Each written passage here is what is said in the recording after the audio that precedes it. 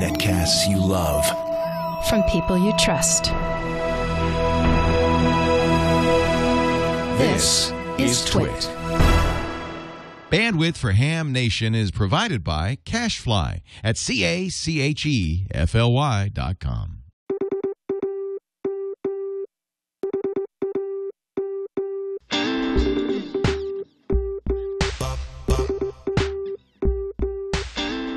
This is Ham Nation, episode number 34, February 7th, 2012. John Amodeo, producer of Tim Allen's Last Man Standing. Hello, everybody. I'm Bob Heil, and this is Ham Nation on the TWiT network, and we have a very special show tonight.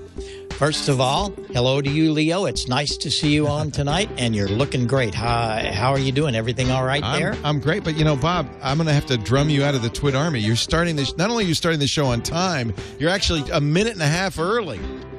What is wrong with you? Don't you know we're not supposed to start till half an hour later? Yeah, but we have this really special guest tonight, and he's on call, and he might leave us any minute because we have one of the producers of The Last Man Standing, John, NN6JA. John, how are you tonight? We're so honored to have you. Hi, Bob. How are you? Hi, Leo. So nice of you to join us. I think it was Gordo who went down to the set, right, to play with the ham gear in the garage, in Tim Allen's garage. Both Bob and Gordon came, and it was really a delight to have them. We had fun there. Sarah enjoyed seeing everything and meeting all the fun people there. They have, Leo, they have 8 people that are amateur radio operators on that staff. Tell us a little bit about that, John. That's pretty cool. Yeah, it's unusual, I think. At the moment, we have 12 total hams on staff of various levels of licensing. 8 of them are new hams that we sort of encouraged, if you will, here in the production office. We got about 3 more on the way, so I think pretty soon we'll have some more joining the ranks.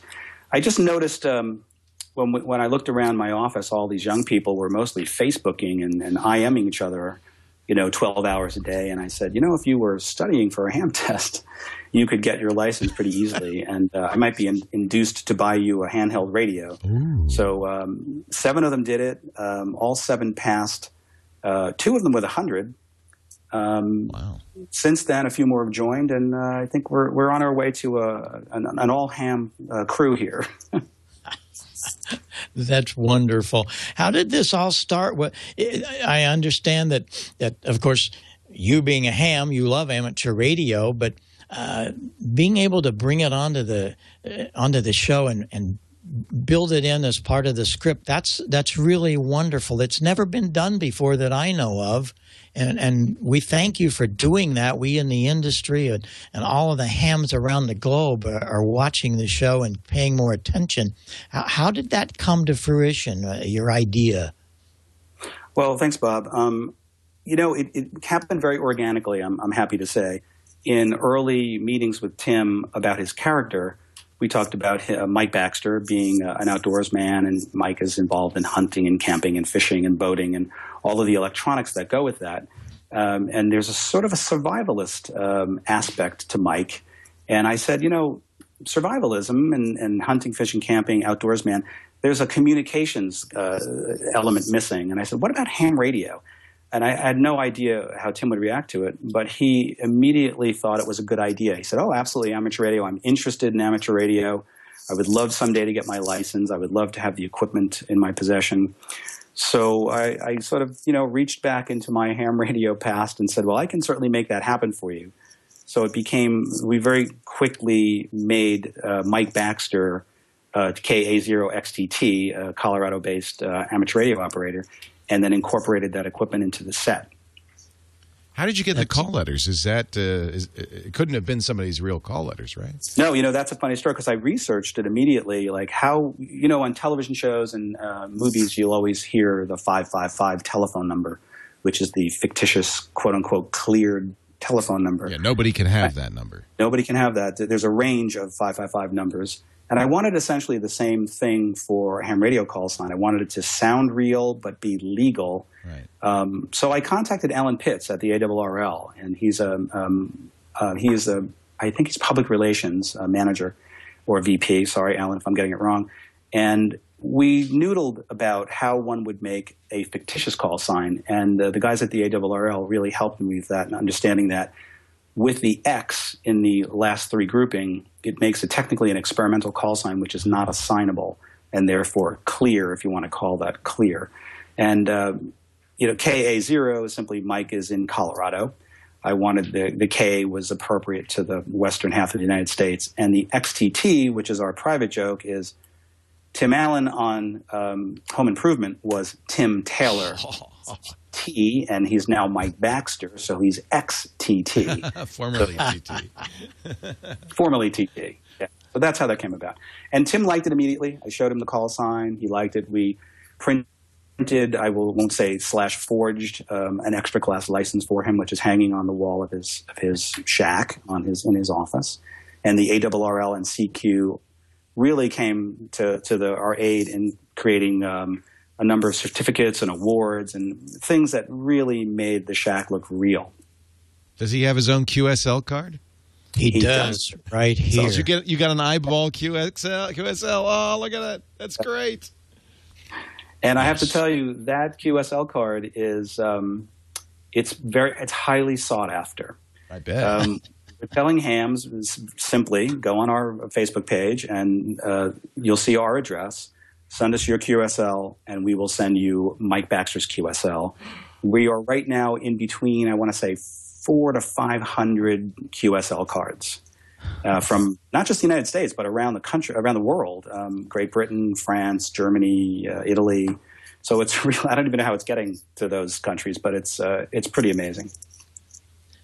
A lot of it is coming from this very show, Ham Nation, because I'm getting emails from guys in England that hear about it and they get really excited about what's going on and been paying attention to your Facebook page.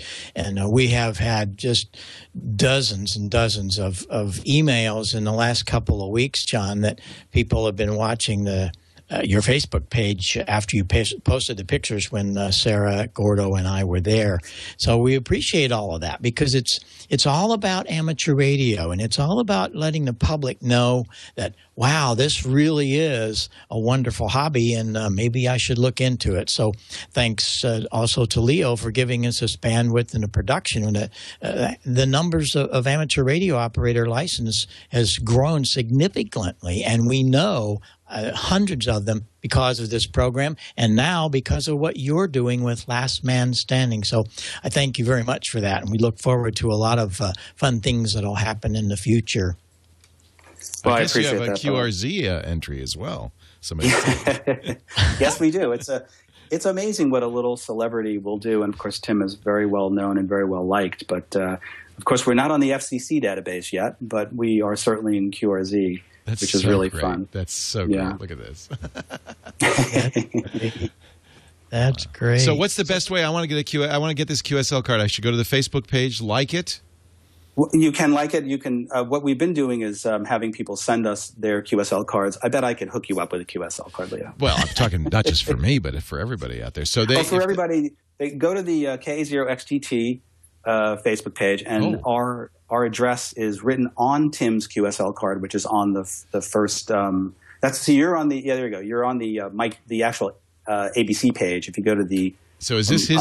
So this is Mike's. That's it. This is Mike's page, so to speak. Exactly. If you double click on his QSL card, you'll see our QSL address. Oh, that's fantastic. And then send us a QSL. We return one. I have to thank Val and Billy, who are out in my office, who are packaging up all these cards, and then Tim for his patience in signing hundreds of cards. Every QSL that comes back is signed by Tim Allen. He does. So great. Yeah, it's pretty amazing. That's great. So we're having a lot of fun with it. Well, one of the things that I have to applaud you for doing is that you contacted ICOM, Ray Novak. Ray contacted me. We started working together to put together an actual station. So many times you see things in the movies or television, and it's not real. It's a cardboard box with knobs on it. No. This is a working station, and I think this might be the time, Leo, for us to prove that. We've got a piece of video there that Alex can play of Gordon on a contact working me. So let's see how this real station in Mike Baxter's office is performing. Yeah. This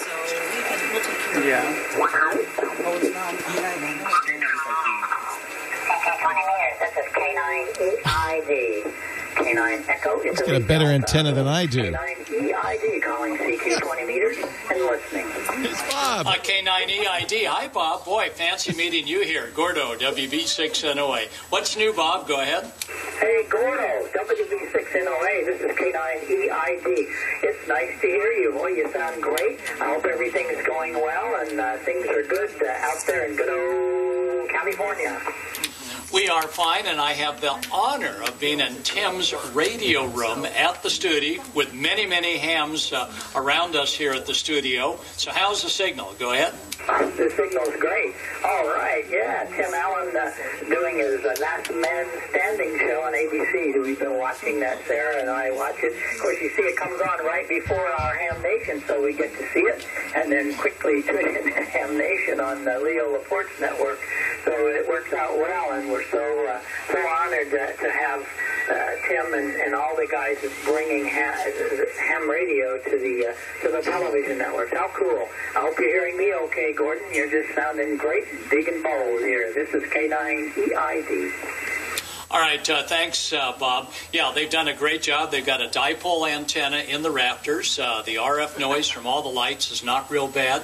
A full QSL card collection, and it's neat to see some of these cards, plus plenty of certificates on the wall. All the greatest equipment, an ICOM deluxe transceiver. So we're rolling at the Tim Allen studio. K9EID, WB6NOA. Go ahead. WB6NOA from K9EID. Well, I'm so happy to meet up with you on the bands today. Glad you answered my CQ. And we'll be looking forward to getting out and seeing you and Susie. And next time we'll chat, we'll probably be behind the television screens on Ham Nation. So thanks to all there at the studio. I appreciate what John's been doing, bringing amateur radio to ABC television through Tim's show. How great. WB6NOA, K9EID. Roger, Roger, Roger, Bob. Okay, our best to Sarah, 73 from the studio, and we'll catch you down the line. WB6NOA, QRZ. Okay, very good, Gordo. We'll talk soon. This is K9EID clear. Bye-bye for now. 73, WB6NOA. That's wonderful. That's wonderful. And what's really neat about that, Leo, he's got one of the brand new Comet antenna I have one of those. analyzers. Oh, I don't have the analyzer. I have the antenna. Yes, yeah. Comet's got a brand new one. And John, tell us a little bit about the Comet antenna that you have up above the lighting rig. Well, I have to say, first of all, not only thanks to Ray Novak, who helped us with ICOM, but also Mick Svertnick, who gave us the CHV5X, which is it's a rotatable dipole, and it's got 5 bands in it. So I don't know if you guys have a picture of above our stage, but we put all the antennas about 50 feet above Tim's set. And it's a real tough place for an antenna, a lot of metal and wire and lighting gear and all that. But the antenna performs really well. And it's even on a little rotator. So we can rotate our little dipole. We look up and watch it rotate. It's very funny. I think everybody gets a kick out of it. But it really does work up there. We've got a couple of other antennas, got a GP1 for 70 centimeters and 2 meters, and a couple of Arrow antennas, ground planes up there. So we're really well covered for antennas. And, we've made contacts. We've made some contacts from the stage through local repeater systems and a little bit of low band, as you're seeing. And we want to do more. We want to get on D-Star on the ICOM gear. We want to definitely do more low-band contacts. I'd like to publish some kind of a schedule and have hams around the country contact us. Challenging from our stage. The stage is, for the most part, lined with a metal mesh that's grounded, making it a Faraday cage for just that reason, to keep RF out. But we still manage to get in and out of the stage. So we're enjoying it a lot. It's been a lot of fun building this station. Wow, that's really great. I've got antenna envy. I need to build a Faraday cage around this studio. It really does help. It really does help. I bet it does. Let's look at a couple of the slides we took too. While there, you'll see some of the background of what's going on. That was from the front door when we came in and to meet John, and that's the set. And I'm sure if you watch the show, you can recognize that. They were shooting that day, but they had taken a break. Wait a minute, it's not really a garage? Oh, man. It's the real deal, and there it is. Look at that. That's great. I love it. Do you feel like it adds John to his character? It gives him a richness, doesn't it? A depth. It really does. It's real. I'll tell you, it is real. I think, not just him, all actors that I've worked with really value something they can latch onto as a character. And it can be as simple as their makeup or their hair or their costume. But when you give them a prop that's not just a prop, and as Bob already said, I've seen all the same movies you guys have seen and all the same TV shows you've seen. And like all hams, when we see someone tuning a VFO while they're listening to a signal, you go, well, that's not real. And or they've got an old, heat kit or something that that isn't even lit up inside. It breaks the moment for you. So when you make something that's real and you give it to the actors play with it. The first time I had the ICOM all turned on, I had the antennas hooked up, and I had it dialed into a frequency, and Tim walked over to it and started playing with it immediately, big smile on his face. It's a real thing, and the actor and his character can plug into that real thing, and it adds realism not just for us, the audience, but for the cast as well. That's important that it all works, and I applaud you for doing that. And especially things like the QSL cards where everybody can send their card in and get a response from you. This is real stuff. And Leo, as you well know, it's very important that we interact with our audience in some way, and that you do it here with the chat room. It's so cool that this all happens real time. And there's John making Mike Baxter a real person with his ham radio setup. How cool is that? Yeah, I just think it's fantastic.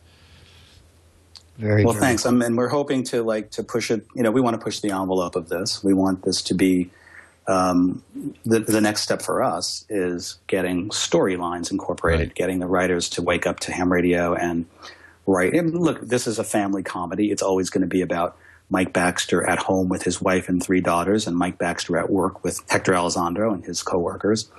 But there is definitely an opportunity to weave a little bit of ham radio into it for fun. And it makes it fun for Tim, and it makes it fun for us, too. Certainly the hams on the show are really enjoying it. Well, that's what I find amazing is how many hams you've got working for you. It's not only the set light up, the whole thing is lit up. You've got real hams.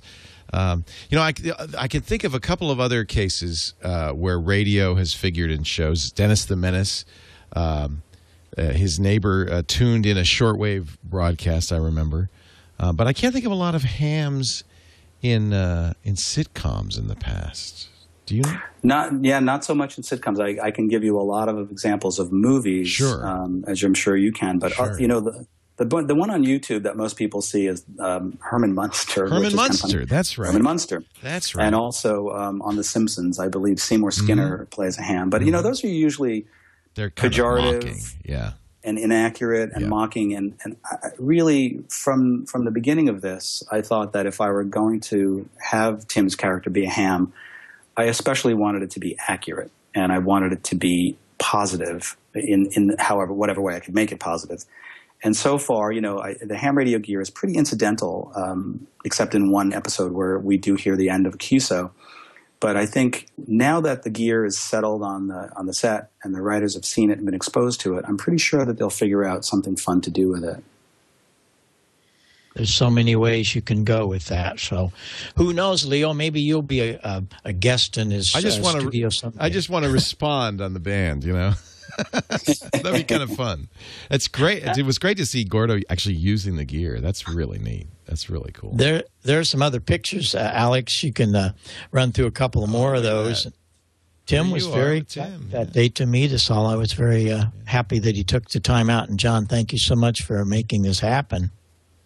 Oh, not at all. My pleasure. People have pointed out on the you don't have to cut to me, stay in the picture, but people are talking about the resemblance between Gordo and Tim. Wow, you're right. It's on the Facebook. I'm like, Gordo was there the you go. inspiration.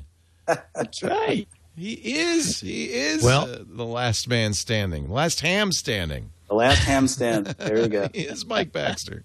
There you go. Look at that one. Now, does Mike know CW? Are we going to hear any ... dash? I don't know. I hope so. You know, That'd be great. Well, Mike Baxter, I can't speak for Tim Allen yet, but Mike Baxter has won awards for almost every aspect of ham radio you could imagine. He's a DXer, huh? He sure is. I'll tell you, when you have the right connections at the ARRL and QST, you can win a lot of awards very quickly. That's funny. And of course, I have an art department that can print anything that they can provide. He's a CCDX and everything. I think that's hysterical. Yeah, I think that's great. They can work And all he's states. got 500 QSL cards to his credit already. Well, and those are real, right? Because people are sending you your QSL cards. Oh, yeah. Absolutely. Every QSL card is real and sent in by a fan who is also a ham radio operator. I love that. And we've returned every single card we've gotten so far. Leo, go back to that picture before with Sarah, Alex. Leo, I want you to note what John did. The little web camera, and this is real. This happens on the air. If you're paying attention, when Mike Baxter with Tim Allen sits down to do his webcast, note what the book that the camera's sitting on. It's an ARRL handbook. Oh, look at that! I can now. That is, boy, that's going the extra mile for authenticity. That's hysterical. You didn't do that just because we were there. That happens. That's there all the time, isn't it, John? We do that weekly. It's very funny. Mike does his vlogs, his video blogs, and that happened again. That happened accidentally or organically. The little mini tripod that I actually purchased when we did the pilot was just a little bit too short to get the right angle on Tim, and they didn't want to aim up at him to shoot up his nose. So somebody grabbed a big, thick book that they found on the shelf, and it happened to be the handbook. And I think we were all pretty delighted to see it in the shot, but I actually didn't do that one. My set dressing people did that one for us. That's wonderful. Verisimilitude is everything, even in television. That's right. Yeah, it really is. Isn't that funny? Yeah. You know, if you put the stuff on the set, they'll find it and they'll use it, and they'll make it work for them. Yeah, and I think you're right. I'm sure it helps Tim get in character. There, you know, it's real. There's it is. The kitchen. And I think Bob I'll let you tell the story, but you know, you and Gordon had a few minutes of chatting alone with Tim, and he really is genuinely interested in ham radio. That's neat. You think you'll get a license? He really is. And what was interesting is that Tim wants to get his license. And I think Gordo's gotten some material for him. And he was talking about how we could hang antennas at his house. And he didn't want a lot of big things all over his house. He said, well, that doesn't have to happen. We can put up some nice antennas. So we were in conversation, and he really was genuinely ready to go. So I think you're going to have another student there, and you'll be able to test another one there on this set, John. By the way, Leo, John went and got his VE license so he could test all of these people, bring in some other people, of course. So you've been doing the tests on set? That's great. We did. You know, when I had my actually 8 people that took the test that day, and you know, we're not that we're busier than anybody else in the universe, but we work pretty much 12-hour days, and my poor PAs, I didn't want to make them go on a Saturday to take the test. Right. Contacted some other VEs in the area, and we put together a VE session here on our studio, right in a little multi-purpose room next to our stage. So we were able to offer the test right here on the lot, and it was great. We had a lot of fun doing it. Fun. That's over the top. Yeah, no kidding. That's awesome. We have a lot of time on our hands. You know, we have to fill our days. No, somehow. you don't. That's great, though. Do they ever use John, the gear? Do they ever use the shack, or is that off limits? That's got to be off No, limits. it's not off limits. Really? We play with it. I mean, it's not as much as we'd like to because the day is busy. In fact, we're shooting right now. It's about 6:20 something. Our curtain time is 6. Oh. So I'm playing hooky right now from the stage, but it all seems the radio's quiet, so nobody's calling my name, so I feel okay about it. Oh, there it goes. And no, that's just a little beep tone. But we're in. I have the feed from the stage in my room. I'm watching the stage now, and I have the radios to the stage, so everything's all quiet on the Western It's front. very kind of you to give us time on a shoot day. That's a big deal. Thank you. Yes. Oh, really, my John, pleasure, guys. We really, really thank you for coming. You're really on duty, so appreciate you so much coming and spending time with all of us, and especially with what you're doing on the set. So we're going to all be watching Last Man Standing. And one last time, tell everybody how they can get your QSL card. There's been a couple in the chat room ask about that. Well, the easiest way is to get our address off of Mike Baxter's QSL card, which is on our KA0XTT Facebook page. So you just search for Mike Baxter KA0XTT. It'll come up, and the address at the studio center here in Studio City is written right on his card. Send us one of yours, and we'll turn one around and get Tim to sign it for you and send it right back to you. There you go. Okay. That's great. Well, we really appreciate you being here, and glad that we didn't have any fires that you had to go put out, so you could spend a little time with us. That's great. And who knows, Leo, we'll have to get you fired up so you can work that station one of these days. You ought to be able to do that. He's got a better antenna than I do. I can't take it.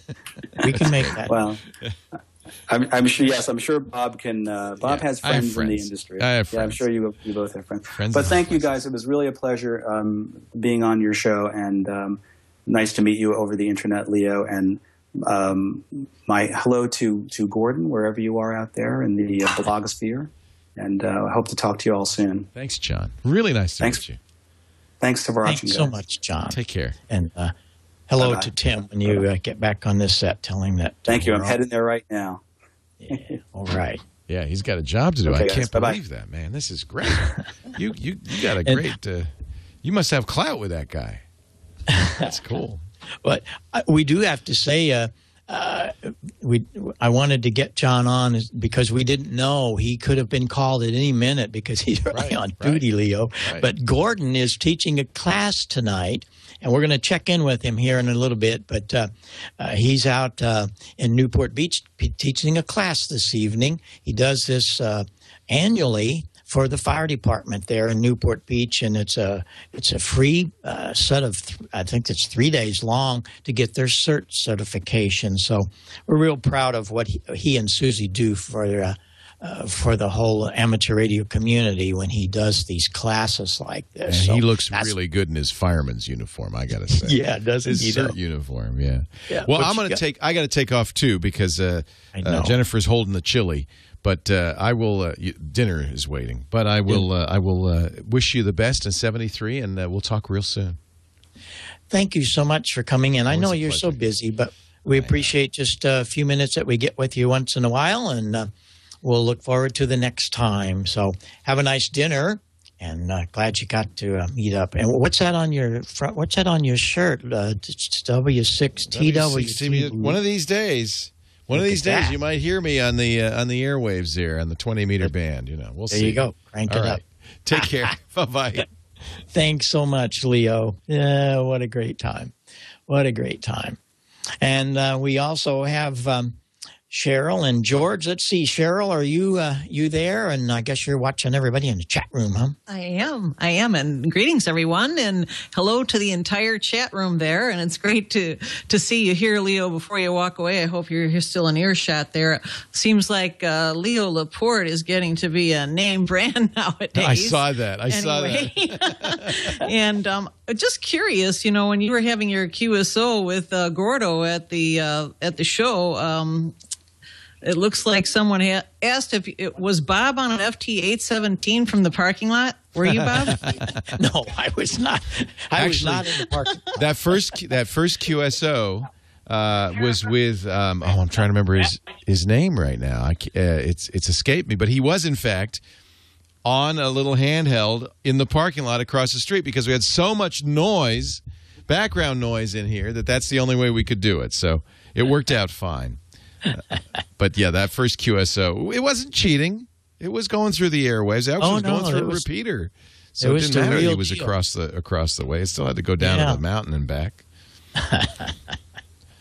We had fun that day. We got to do that again. Yeah, it's just just to answer the question, Cheryl. I know people are wondering is we still haven't figured out a way to get a high frequency antenna on this building. And while yes, it was very kind of our friend in Pennsylvania let me use his antennas there, I really kind of want to have an antenna here, so I'm going to figure that out. I can use the FM, I can use the UHF stuff, but I want to get the HF antenna up here. We have to figure that out.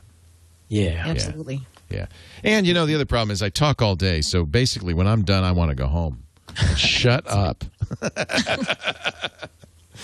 That's why I'm going to learn CW. Then I can just sit here and go, There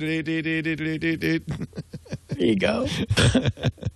We're going to get the QSL cards, I promise, and I apologize to everybody. I put it on my to-do list right before the show, and I will get some nice ones. I'm looking at Tim's. It ain't that fancy. I could do something like that. Sure. Yeah. All right, guys. Thanks, Cheryl. Okay. The chat room wanted to know. The chat room wanted to know if they needed an SASE, a self-addressed stamped envelope when they requested that. No.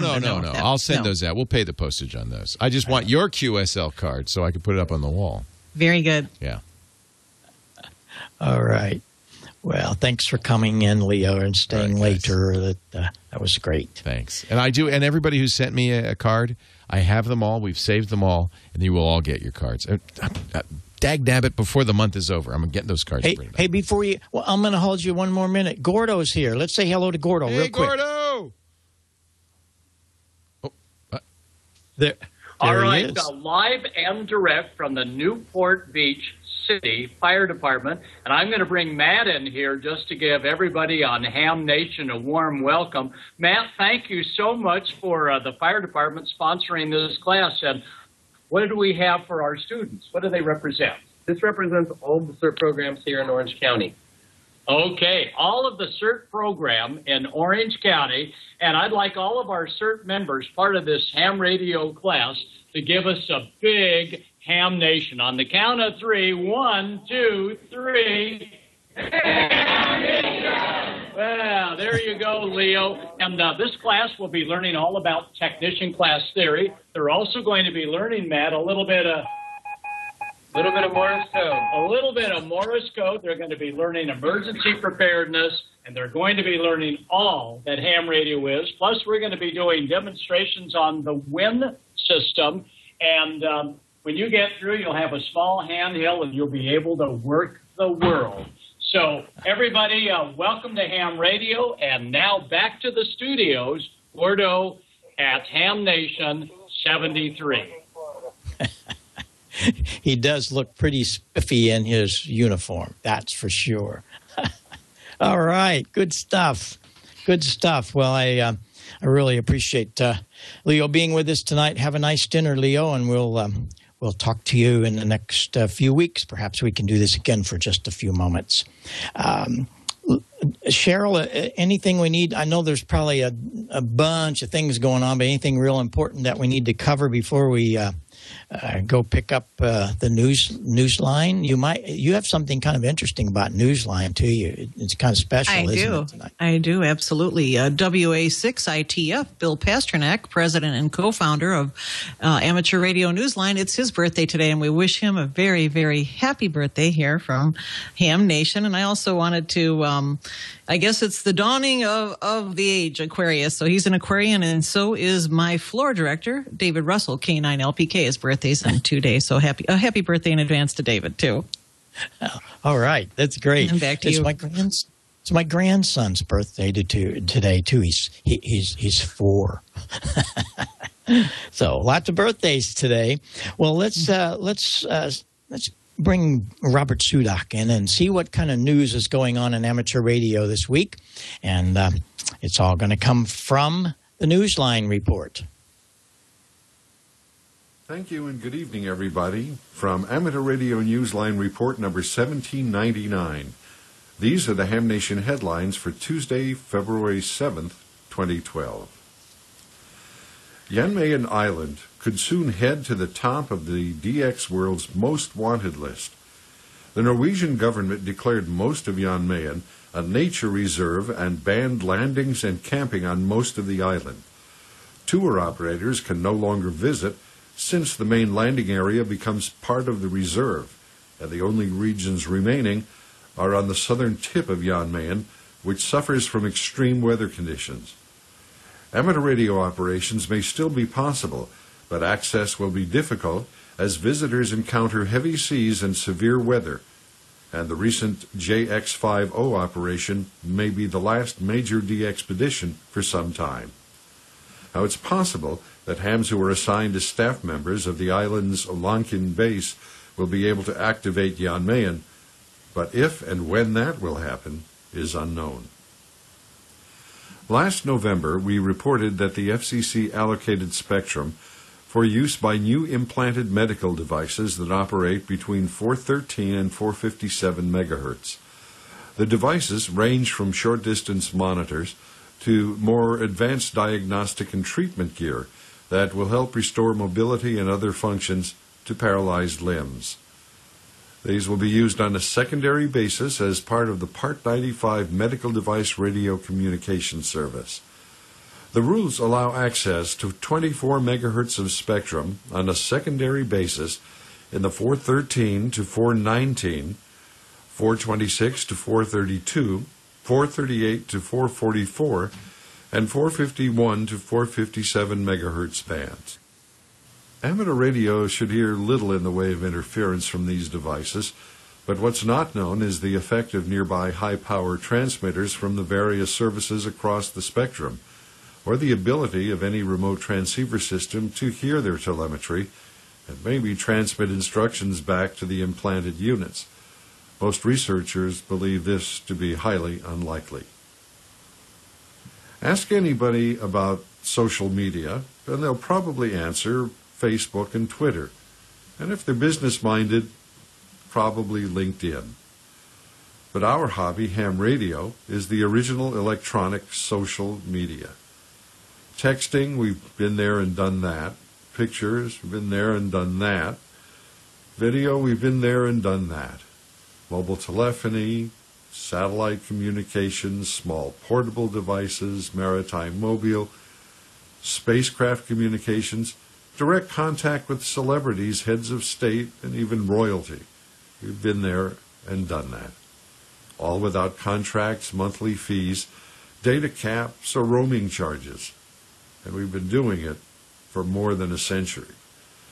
Your license opens doors in your professional life and leads to enduring relationships in your personal life. It was true for me.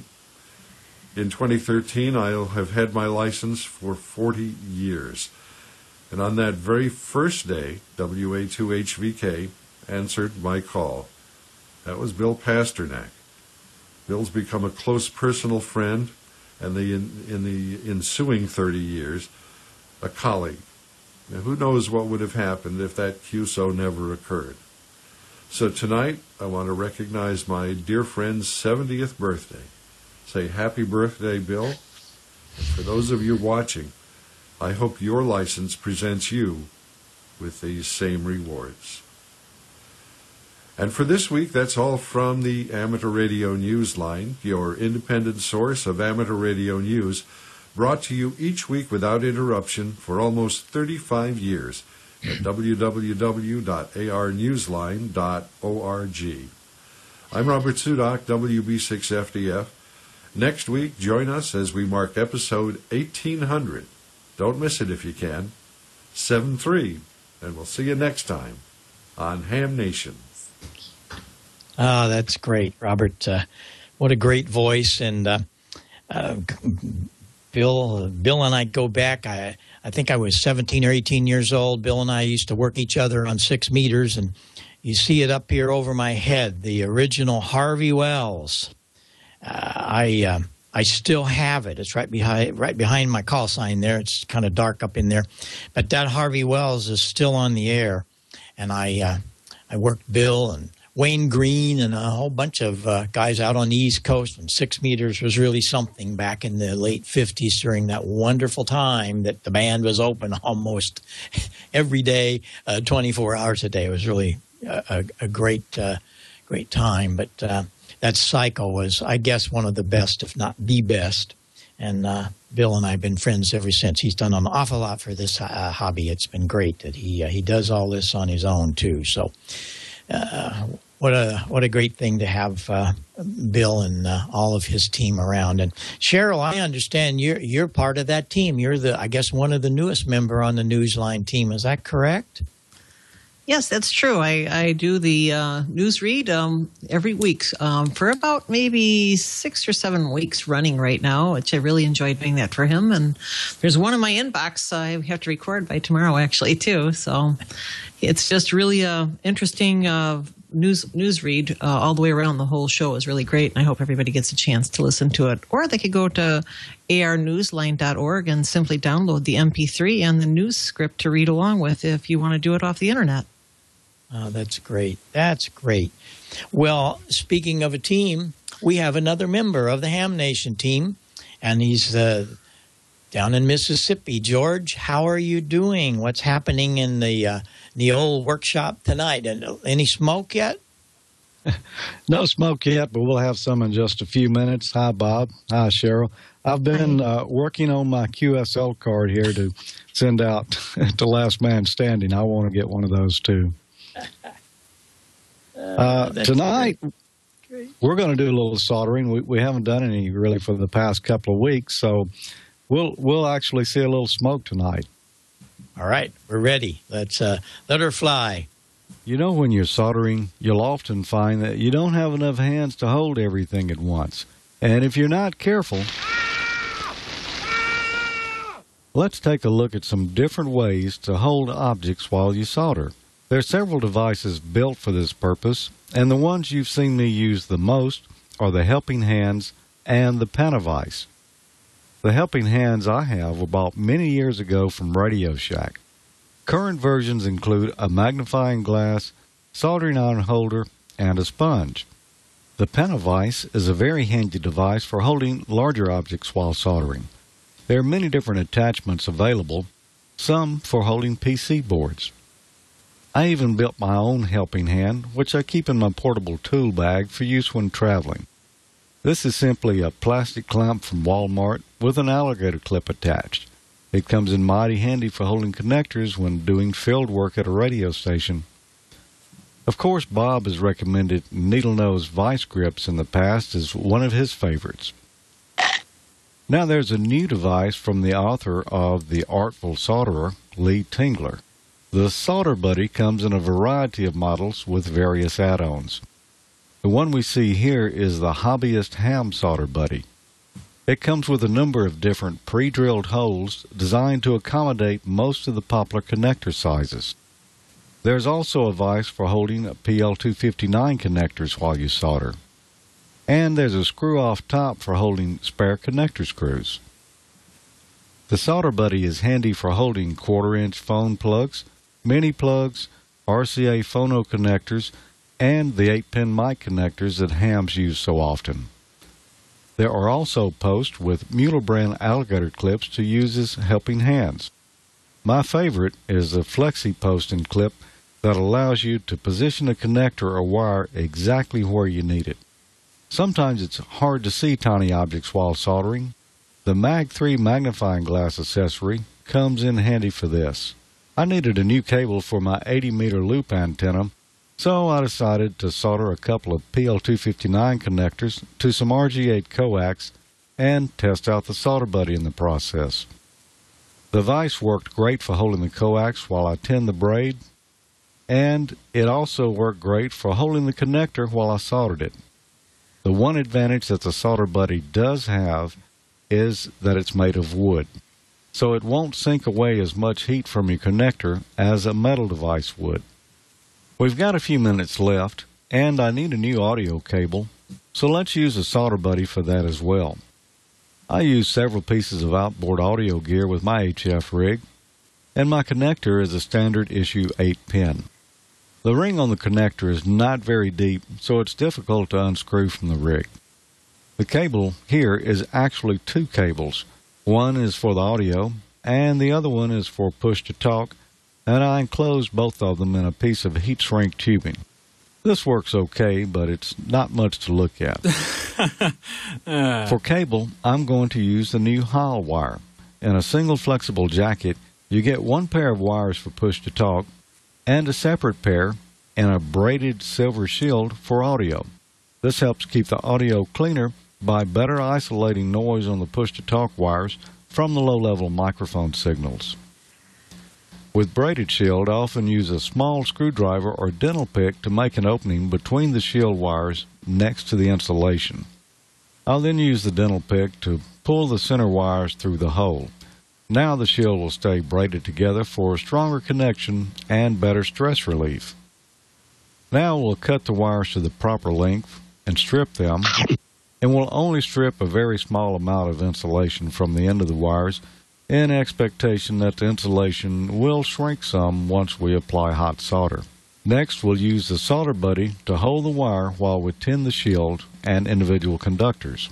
The solder buddy's 8-pin mic connector socket will be used to hold the connector while we solder. Now there is an accessory that comes with most electronic gear which usually goes straight to the trash can. In the case of a ham rig, though, I suggest you hang on to it because you're going to need it sooner or later, like when you want to install a new mic connector. Looking at the diagram, we see microphone audio is on pin 1, push-to-talk is on pin 2, the up and down buttons for a hand mic connect to pin 3 and 4, and we won't use those. Now there are 2 grounds on here, and we want to be sure we use the correct one. Pin 8 is the ground that we'll use for the second push-to-talk wire, and pin 7 is a separate ground used for the microphone audio.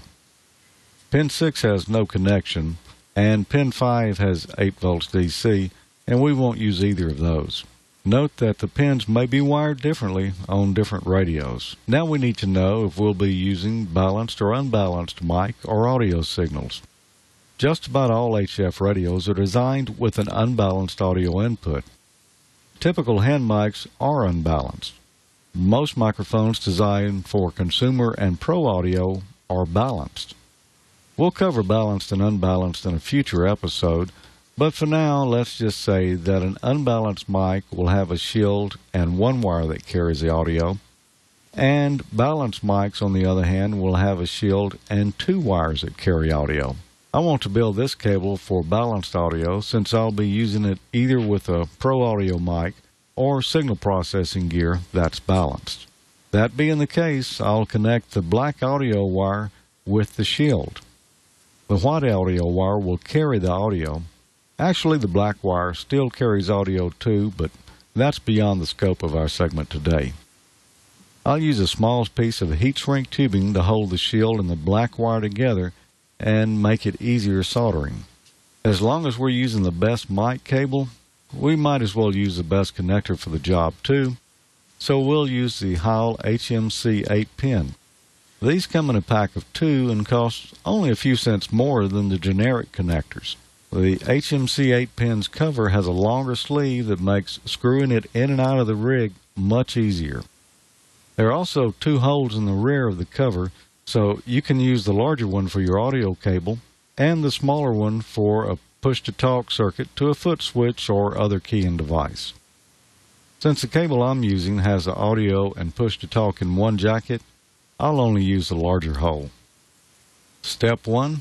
Just like a PL259 and so many other connectors, you must slide the cover over the wire before you solder anything. Otherwise, you'll get to solder the connector twice. Now we'll locate the pin numbers on the mic connector, then place the connector in the hole labeled 8-pin on the solder buddy. Next, we'll tin only the pins on the connector that we actually plan to use. The hardest pin to reach is going to be pin 8, the center pin, so we'll solder that one first. This will be the blue wire, which is one of the push-to-talk wires. We want to use just enough solder for the job to avoid excess solder that could short out against another pin. The other red push-to-talk wire will go to pin 2. Next, we'll solder the shield and the black wires both to pin 7. Since we bundled these together earlier with heat shrink tubing, the soldering will go much easier. The only wire left now is the white mic audio lead, and we'll solder that to pin 1. To finish, we slide the cover over the connector, tighten down the screws, and our mic cable is complete. Now, that wasn't so hard after all, was it? That was a lot of fun, and, it was about time we covered soldering on a new mic connector. It's not that hard. Of course, you can buy pre-made microphone cables for those who don't want to solder, but if you do, it's not really that tough to do. And, Bob, we got something to give away here. All right. What are we giving away tonight? Well, tonight we're going to give away a copy of Constructing HF Wire Antennas that came from Jerry Buston, KR7KZ. And our question this week was, last week we had on Ward Silver, and he did a little discussion there. And he talked about a new movement in particular that's kind of akin to ham radio, and we asked what that movement was. And the winning answer came from Ian Kahn, KM4IK, and he said, your friend Jim and Ward Silver talked about the maker movement and how it relates and synthesizes with ham radio. So congratulations, Ian. You won the book, Constructing HF Wire Antennas, and we'll get it out to you this week. And next week, I tell you, Bob, let's give away 2 books here because it's part of a series. It's Antennas from the Ground Up. This came from MFJ, and it was written by L.B. Sibic. I believe that's how you pronounce it, W4RNL. And, of course, we all know that he was a great author of many great antenna books and projects. And this is going to make a nice set for someone. If you'd like to win, here's the question. What type of mic connections do most ham rigs have, balanced or unbalanced? And just email your answer to hamnationcontest@gmail.com and get it in the next week, and you may have a chance to win this set of great books from MFJ. That's wonderful. What a great thing. And, Lee, I've known Lee for a long time, and he came up with this solder buddy. And I recommend that to everybody. It is a wonderful device to help you solder because you have to be able to have something to hold it. Now, I like the pan of ice is great, George, and I'm sure you agree because you probably carried it around to hundreds of radio stations through your career. But that little solder buddy is pretty handy, isn't it? Yeah, I was really impressed with it, and I really like that flexible clip that he had on there because you can put it exactly where you want it with that. You have a little problem using the helping hands, getting both clips to line up exactly where you want it, but this little flexi post he had really did the trick. And he's got most of the connector sizes you need in there. Of course, there's plenty of room. You can drill more holes if you want to. But the little vise was good, too, for holding the coax and the PL259. So I'd give a thumbs up to the solder buddy. I really enjoyed using that. And I hated to send it back to you, Bob. I got to get it back to Lee. Well, we'll have to invest in some of those, that's for sure. And one thing I do want to tell everybody, I designed this wire, and I designed it some years ago because I got sick and tired of the junk you bought in the radio shops around. And this wire is pretty amazing stuff. It's very flexible, but as you saw, it solders easy, and that's 18-gauge wire. It's not the little bitty 26-gauge like most of this stuff, and the cable clamps work. That was another thing. I went to Foster. Foster is the company that owns the patent for the 8-pin connector type thing that was used in so many CBs. And then when an amateur radio came out, they still use it. But, man, try to get it inside some of the radios. It's recessed. It doesn't work very well. You can't get your fingers in there. So I made that bigger, and then I also made it so we could put another line coming out for push-to-talk. So if you haven't tried some of these connectors and the Heil wire, you might want to check that out at your dealer or through the website. So really a nice session. That's great. We learn a lot when we see all this, and you do such a great job with it. Now, your antenna book, George, this is are we going to talk about making antennas? If we read this book, we'll be able to build our own antennas. Is that correct? That is correct. The one we gave away this week Constructing HF Wire Antennas is one I've been reading through recently. It's got big print, so, no hard reading there. But he really goes into detail, and not too fine of detail, but it would be great for entry-level amateurs or even those that are experienced. Now, the books we're giving away next week from Sebek are a little more advanced and, get into a little more theory in them. So you can't have too many antenna books. I would highly recommend any of these. Well, they seem interesting, but now here's my question. If you build an antenna, aren't you supposed to, put it up? You're not supposed to just leave it in your shack. Is that right? And it works better outside, right? It does work better outside. Of course, some guys don't have the option of going outside, so they'll go in the attic, as we saw, several episodes back. But, yeah, and generally the higher you get it, the better. On VHF, height is everything. It's got to be up there to get good coverage. On HF, it doesn't have to go quite as high. It's better if you can get it up high. But like here, my options were kind of limited. So my 80-meter loop is only 20 feet off the ground. But, I've had no trouble talking all over the U.S. and into Europe with it. You're big and strong here. Well, where I'm going with this is a couple up in northern Illinois received an antenna recently, and it's a really cool antenna from the late John Bassalato, W5GI, a great friend of mine, personal friend. He was a beta tester on many of our microphones, very knowledgeable guy, and we lost him last year. But he came up with this great antenna, and one of them was built and sent to this couple in northern Illinois, but it's still laying in their garage. And Cheryl, you know anything about that? I mean, are we going to see this antenna put up? What are we doing?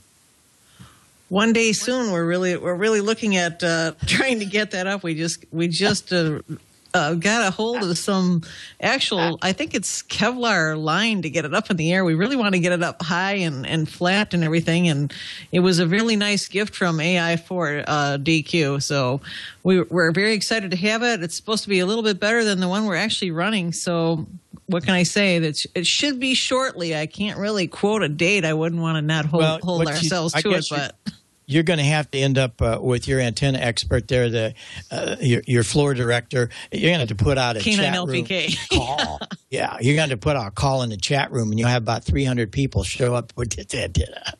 I know you'll get it up. I just had to razz you a little bit because I can tell. I do have some questions for you guys though that came up in the chat. If you have a moment. Well, you're going to get on 48 after a while, on 38, 48 with the guys, and JD and John and Phil. They're all going to give you a rough time about this antenna because they whatever. 38, 47, right? 38, 47 megahertz, right? 47. One thing we want to tell everybody here seriously, I think we're going to end up on 72.00 tonight, and any other frequencies, I think Bill K5LN is going to be on, and Mike will be on the West Coast. So we'll be roaming around a little bit on 75 and 40, and try to get on D-Star if you can. I'm not sure where that's going to be, but it'll probably be on Joe's regular D-Star channel, so we'll look there. And I'm going to get on WinStar after a while, too. So we'll get that all going. Any other thing we need to cover, Cheryl, that's important from the chat room? Absolutely. If you just have a moment, a couple things. One for you, Bob, is I read, is the Harvey Wells a transceiver? Is that something you have on your shelf there? Harvey Wells? No, that's strictly a transmitter. And right over my shoulder, let's see, I got to go this way. That's an SX99. That silver panel jobby right there. Yeah. That dude is it was my first receiver. It still works. I keep all this stuff going, and I was very proud of that as a 15-year-old kid that my parents bought me that Hallicrafters and that Harvey Wells. And I guess one of these nights we need to have a show and turn all that stuff on and kind of show people how it was in the old days. We'll set up something, but it was a separate receiver, a separate transmitter, had to have a switch to switch the antenna and a switch to turn the transmitter on. Those were fun days, though. Nothing like today where you just have usually one knob and away you go. Nope, had to tune it all. So we might do that one of these days. You chat room, some of you guys email me and let me know if you'd like to see some of that. We can bore you with some of the old days, really fun days of ham radio, Cheryl. Great. Real nice. Would be real interested to see that. I'm sure with them on and lit up would be great. One other quick question is for George. Hello to you there. And what grade solder is best for ham radios is the question in the chat room that they wanted to know what you recommended. Well, I use a multi-core solder normally, and it's usually rosin or Ezrin based. I like lead solder. Some countries kind of frown on that, but, I've been using it for years, and it's always worked great. I've heard tales that some of the new non-leaded solder doesn't work quite as well, although it's getting harder and harder to find lead solder. So, don't go down to Radio Shack and buy your solder, although that is better than it used to be. Find you some good solder from like Kester. There's a couple other brands out there too that work just as well. And I usually buy it on a big spool rather than a little bitty roll because I use so much of it. Great. Thank you for that answer. And they really wanted to know, George, can you tell them a little bit about the sound effects source? Where do you get all that? They wanted to know that in the chat room. Well, many sources. I've been collecting sound effects for years on CDs. Some even came off of vinyl. Sometimes you buy a video editing package, you'll get a few more sound effects with it. I used to work in radio, so I got some from there. And then other times I just don't have one that'll work, so I'll search the internet and find something that's suitable. Yeah, they are really terrific. They really add a real punch to your video. They are really appreciated. And back over to you, Bob. Well, there's going to be another net bill, Ellen, I think is going to be on 7268. So look around a little bit. And we're going to have to get out of here. We started on time. And I think we're going to be able to end on time. How wonderful. Next week is kind of special, too. We're going to have Amanda and Jeff on. You don't want to miss this. The Colorado Flash from the Colorado area. I'm really excited to have them on. And I'm going to get a little bit next week into some audio things. Guys are sending me and calling me, which is fine. I love to hear from everybody about what are we doing to get things happening on the internet. And we're going to cover some of that in the mixers and some of the stuff next week. So be with us. And BSW gives us the wonderful opportunity to use Elise's mixers, which gives us our USB input. And we'll get into all of that from BSW. And, of course, from there, who knows what we'll get into. But George and Gordon and I will come up with something. And Cheryl will keep us all appeased to what's going on in the chat room. So it's been a fun, wonderful night. Thank you all for watching and for listening. We know there's a lot of podcasts out there that listen to all of this. We try to cover both. It's kind of tough because we are bringing you pictures a lot of times. But I think tonight was a nice mix. So, George, thanks very much. Will I see you on 75 after a while? I'm going to get on 75, and you say possibly 3847? Okay, that'll work. I met some of your wonderful friends on 38 last night, real late, Dom and those guys, so we might check in with them again. Cheryl, I guess you'll be on with John and Phil and JD and all that group, right? Yes, 3847. Okay, get that antenna up, Dave. Get that antenna up, Dave. I'm going to give you a salute there. Thanks so much to Leo to being here, and we appreciate John Amodeo. How wonderful to have him take his time and bring us some of the treasures of what's going on with Last Man Standing. So thanks very much from all of us here. We'll be talking to you next week on Ham Nation. Pass the word and keep the filaments lit. We got a lot of stuff coming next week for you. So we'll go fire this one up. Here you go. We got some more things to go there. We'll talk about this more next week, but don't miss it. It's going to be too much fun. K9EID is clear.